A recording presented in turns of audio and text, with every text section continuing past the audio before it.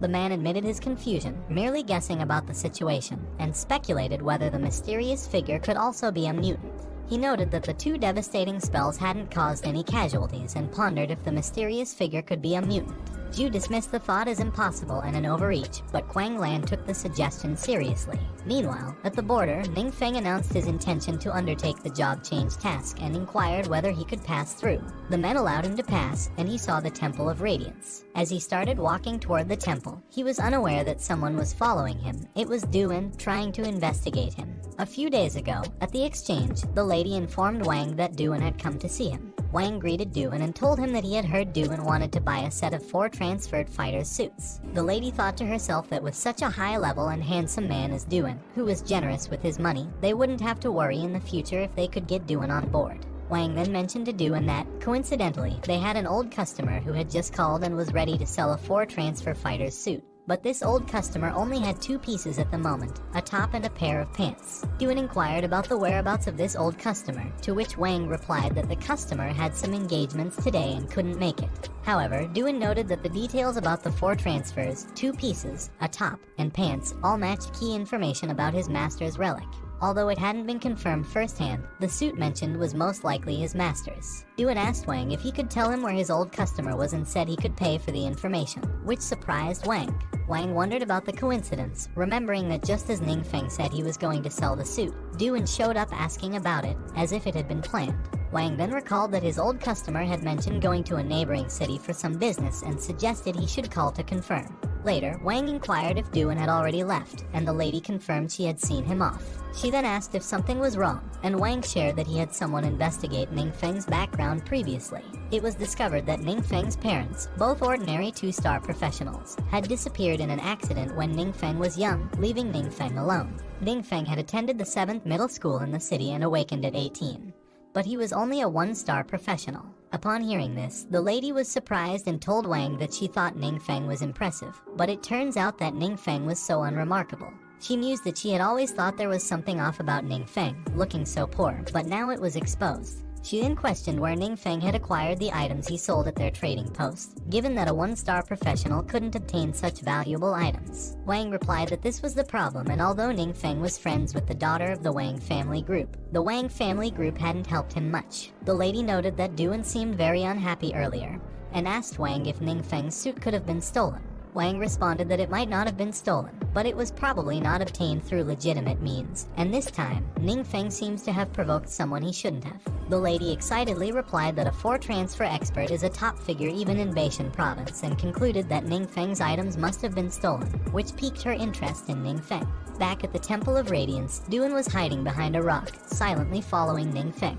He couldn't believe that such a young person could repel the invasion of the realm, especially considering that even a strong person like his master was defeated by the realm's boss. Duan then jumped behind another rock to continue his surveillance, pondering that according to the information he had, his master's relic might be in Ning Feng's possession. If Ning Feng wasn't the formidable one, then it must be someone supporting Ning Feng from behind. However, Duan understood the importance of caution, which is why he chose to remain hidden. Upon arriving at the Temple of Radiance's entrance, Ning Feng observed adventurers battling monsters. Duan noticed Ning Feng changing his outfit and believed that by assessing Ning Feng's equipment, he could roughly gauge Ning Feng's strength. After completing his outfit change, Ning Feng appeared exceedingly ordinary, resembling a student who hadn't yet graduated. This left Duan wondering if it was some kind of disguise. He convinced himself that it must indeed be a disguise because given Ning Feng's age, a novice disguise wouldn't attract attention and would allow him to blend into the crowd easily. Duan thought that if Ning Feng was intentionally hiding his whereabouts, he might lose his trail. To avoid raising suspicion, he decided not to follow too closely. Duan then marked Ning Feng with his skill to be safe, activating his spiritual sensing, which marks the target in his consciousness without alerting Ning Feng. As he followed Ning Feng into the temple, Duan observed the monsters in the realm weren't very high level, leading him to wonder about Ning Feng's purpose there. Suddenly, Ning Feng seemed to sense something approaching and swiftly shielded himself from an attacking monster. Duan was shocked, realizing that Ning Feng had deployed an absolute defense that couldn't be breached, no matter the attack. Duan then noticed the monsters were avoiding Ning Feng, affirming his suspicion that Ning Feng was no ordinary individual. When Ning Feng halted, Duan wondered if the towering figure before them was the final boss and if Ning Feng would engage in a one-on-one battle. He silently exclaimed at the convenience of having no one else around. Observing the boss, Duan was puzzled by why someone as strong as Ningfeng would battle such a low-level boss. It was strange, especially since the statue didn't move at all. Ningfeng surveyed the area, noting the mission guide made no mention of the huge statue, which was trembling with fear, trying hard to remain still. He entered the room and loudly declared that it should be there. Then, he observed a colossal statue, an angel, floating in the sky. The faceless boss revealed its glowing eyes and flew away, leaving Ningfeng astonished. He looked up, questioning why it fled, while Duan, hidden behind him, wondered in shock if it could be a rare hidden boss and how Ningfeng had come to know about it. The system informed Ningfeng that his mission was the all-series Mage's first turn mission. The prerequisites were to enter the Realm of Glory Temple, obtain the mission item, the Holy Emblem, and defeat the temple's hidden boss, the Six-Winged Angel. Ningfeng smiled as he approached the angel, satisfied that it was truly an S-rank mission, and pondered who could handle it if it were an average first turn. The angel, proclaiming its fear, shouted that it was too scary and questioned where else it could flee within its own realm. As it hurriedly tried to fly away, a formidable thunderstorm gathered above the temple. Despite its fear, the angel didn't hesitate to ascend, attempting to escape Ningfeng's presence. Ningfeng raised his open palm upwards, activating his Thunderfall descent skill, which could summon a massive thunderstorm, calling down the power of the heavens. A huge eye materialized in the sky, unleashing a powerful thunderbolt that struck the fleeing angel, causing it to slowly disintegrate into ashes. The thunder also turned the temple into ash, and Duan was on the ground, fearing what he had witnessed. Duan couldn't believe it because he had never seen that kind of world-destroying magic before. Duan knew that the strength of Ningfeng was definitely above his master's, making him wonder if Ningfeng could be the rumored 8-turn powerhouse. On the other hand, Ningfeng sighed, thinking that before completing the first turn, his level couldn't increase any further. He noticed that he had accumulated many experience points, which were simply a waste to him. However, he decided to forget about it because, with the emblem in his hand, he would go back and complete the mission. The emblem was the Holy Emblem, consumable, of orange quality, and it could permanently increase spiritual attributes by 8 and the recovery effect by 100%. He then took out his teleport scroll to go back, but Duan rushed to him and called him Big Shot to tell him to wait a moment. He was stunned in horror upon hearing Duan and wondered when Duan had come and if he had seen it. Duan noticed that Ningfeng's expression looked very unhappy, so Duan told him not to be angry and that he could explain. Then they heard a loud noise, and Ningfeng noticed that it was the alarm. So, he told Duan that they should leave there first, and they could talk outside, to which Duan replied that he got it. When they were out of the Temple of Radiance and settled in a quiet place, Ningfeng asked Duan if he meant he had been following him all that way. Duan apologized to him and explained that he didn't mean anything else because he just wanted to confirm. After all, Ningfeng looked very young, and if Duan hadn't seen it with his own eyes, he wouldn't have believed it. Duan then told him that even though his master, as strong as he was, had paid with his life back then, his master could only temporarily seal the invading realm and let that traitor escape. Over the years, that traitor had been using humans as sacrificial offerings, trying to break the seal, and Duan had been chasing that man for a long time.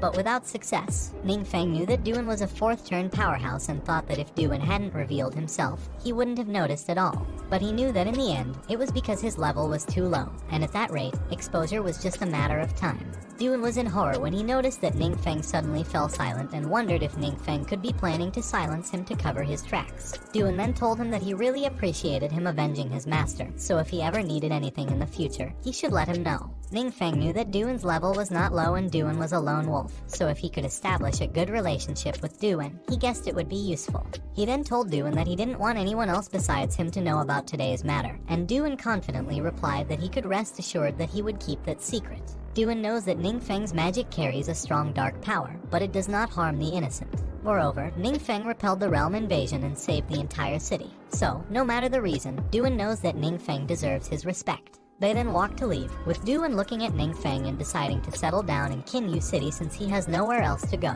Suddenly, his phone rang, and when he answered it, it was his teacher, Kai Wai. Kai Wai asked him where he was and if he needed anything because she was out of town and getting ready to come back.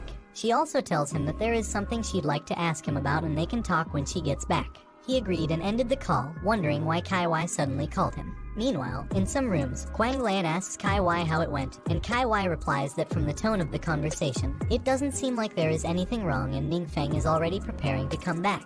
Quang Lan tells her that Ningfeng, a student who just awakened a few days ago, suddenly reached the level of the first turn, and if it wasn't for the timely investigation, it might have been overlooked. She tells Quang Lan that Ningfeng has a good character and studies diligently, so she believes Ningfeng is not a bad person. Quang Lan tells her that she didn't say Ningfeng was a bad person, but some things need to be clarified. Later, in the meeting room, a man tells everyone that the preliminary situation is as it is, and they will continue to follow up, but they also hope to attract the attention of the superiors. An old man asks if there is anything else, which Quang Lan nods to and asks everyone if it is possible that the 2 destructive spells in King Yu City were caused by mutants. The 3 men become silent for a moment, and the old man asks her how she could ask such a question if she is a mutant herself. The old man explained to her that mutants use dark power and the brain needs to bear corresponding costs. The more powerful the mutant, the greater the costs they bear, making them consume their life, lose sanity, and even turn into new monsters themselves. The old man also tells her that even the most ordinary costs, if one is not careful, can lead a mutant to an irrecoverable end, and a mutant is equivalent to a king-level threat that simply cannot exist. The man called her his old classmate and told her that she was getting more and more confused. He also told her that he admired her imagination regarding the king-level mutant and that if she liked making up stories so much, she might as well become a screenwriter. However, she responded that she was just considering all possibilities, so whether he listens or not was up to him. The man, clearly annoyed, told her that she was still trying to argue and that they were just incompetent and couldn't find out anything. Laughingly, the man then told her that if there really was a king-level mutant, he'd cut his head off and let her use it as a ball to kick. The old man cleared his throat to stop them and told her that they had already sent an investigation team to King Yu City. He hoped she could cooperate actively and, in necessary circumstances, the investigation team would take over all her work. The old man also told her that her request for Lonely Shadow to increase manpower had not been approved. She angrily asked the old man if it was a lack of trust in her, but the old man replied that it was not a lack of trust and begged her to bear with them a little longer. After the meeting, she stretched her hand to relax a little, but then a lady barged into the meeting room in a rush and reported to her that the Realm Temple of Radiance in Longbow City had been attacked by destructive magic, but there were no casualties for the time being. Kai Wai, panicky, tells them that when Ningfeng was registering his training location during the investigation, it was. But Quang Lan cut her off by telling her that it was right that he registered in the Temple of Radiance. Quang Lan then smiled and said that the situation was getting interesting. Meanwhile, Longbow City was enveloped by a barrier, leaving everyone inside wondering what exactly happened over at the Radiant Sun Temple. A man assured everyone not to worry because the barriers had been raised to the highest level, which would isolate the dark forces from the outside and not affect the downtown area, making everyone believe that it should be safe. He was frustrated that the commotion they caused earlier had triggered the highest alert directly, and they'd just have to wait for the alert to be lifted before taking the car back home. But then, a crack appeared in the sky inside the barrier, and a monster peeked out from it, slowly emerging. The huge monster noticed a magic barrier in front of them and questioned why it was being opened, but decided to dismiss it, thinking humans are so fragile for always hiding behind their turtle shells. A swarm of monsters then came out of the crack, with the leader teasingly saying that it was too bad for the humans because those things couldn't stop them anymore. The monster leader then pointed to the barrier and ordered his monster minions to attack. The barrier allowed the minions a way to fly through, leaving everyone confused. The man who had been reassuring the people looked up, wondering what those creatures were, and they were all shocked to realize that they were monsters. A guard, panicked, asked why monsters were breaking through the barrier, but the man noticed that the barrier wasn't damaged, making them wonder how the monsters got in. The people pushed back in fear, but Duan calmly created a shield to protect himself and others. Duan called him boss to suggest that this might be another high-intensity realm invasion. He asked Duan if he was right that it was similar to what happened in King Yu City the previous night, but Duan asked him back if they should intervene. He asked Duan if he had a solution, and when Duan was about to respond, he stopped, knowing that he could easily handle it, and wondered why he was asking him for a solution. Then, Duan thought there was no way he was actually asking what he was thinking. He was clearly testing him. Duan then stretched his neck while telling him that he understands and he should leave it to him, leaving him confused. But he realized that there were so many people around, and it was not convenient for him to intervene, so he thought he should let Duan handle it and replied, "Okay." The leader monster landed on the ground, shocking everyone. The monster teasingly laughed as one of the guards released his arrows while shouting that the leader monster was dead.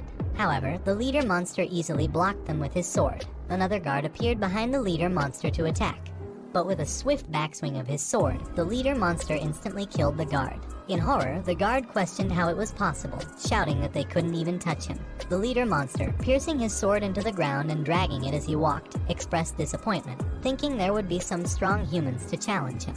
The people ran away upon noticing the monster heading their way. The leader demon raised his sword, aiming it down at the people while deeming them all rubbish. Then, suddenly, someone blocked his sword, and the leader monster was shocked to see it was just one person holding a dagger. Initially confused, Duin told him that although his boss didn't really need his protection, since he was there, he couldn't let his boss get personally involved. He then calls Ningfeng boss again, saying that he'd take care of it, prompting Ningfeng to ask Duin if he could stop calling him boss because it felt a bit embarrassing. The leader monster laughed, conceding that not all humans were worthless after all.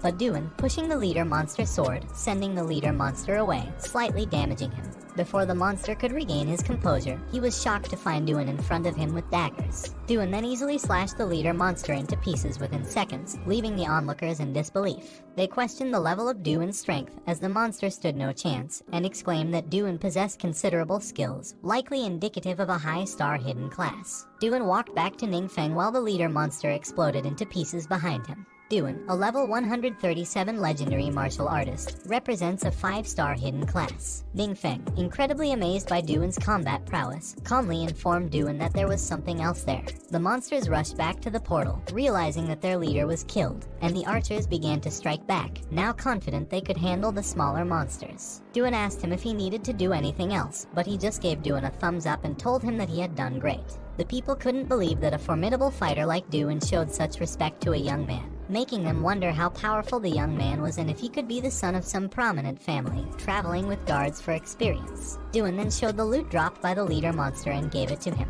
The people exclaimed that even if he couldn't use them himself, they were worth tens of thousands of crystals each, and the ladies lovingly asked Duin if he needed a maid to serve him. He saw that one item was a big golden charm named Chasing Red, which he thought was an agility skill book perfect for Wang Yu. The other item was Dark Shield, and he told Duin that they would sell the shield for money later. A warrior, being helped by a priest, called them two mighty warriors and asked if they could have a word with them, which they agreed to. A moment later, the mayor of the city respectfully thanked them for intervening and saving Longbow City. The man then introduced himself as Kai Dongming, the mayor of Longbow City, and noted that they seemed unfamiliar and not like locals. He replied that they were originally there on business but had been stuck there and couldn't leave for now. He then inquired if Kai Dongming had any idea why they were there. Kai Dongming, visibly afraid, replied no and asked if it was because they had triggered the highest alert. Kai Dongming then apologized, admitting that it was their fault for causing such inconvenience. He quickly clarified that it was not their fault, knowing he was the one who had caused it. Kai Dongming then ordered his man to fetch the flight scroll they had just bought and offered it as an apology, which the man agrees to. He was surprised upon hearing this, knowing that the flight scroll was a rare find in those parts, and although it was single use, it made short distance travel convenient and fast. Kai Dongming mentioned they had an unpleasant request due to the chaos lately and asked if they could stay in Longbow City for a few days because, as they saw, their defense forces were indeed a bit thin.